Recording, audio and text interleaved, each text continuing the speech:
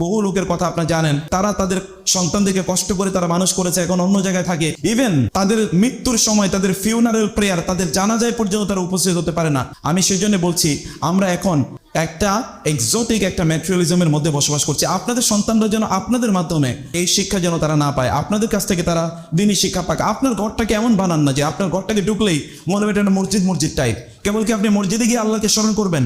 আপনার ঘরটাতে ঢুকলেই যেন মনে হবে যে এটা যেন একটা মাদ্রাসা টাইপ। একজন ঢুকলেই মনে হবে যে এটা তো দেখি একটা ইসলামিক একটা এনভায়রনমেন্টে আমি প্রবেশ করেছি। যিনি আসলেন তিনি আপনার ঘরে ঢোকার পর একটা দাওয়াত পেলেন।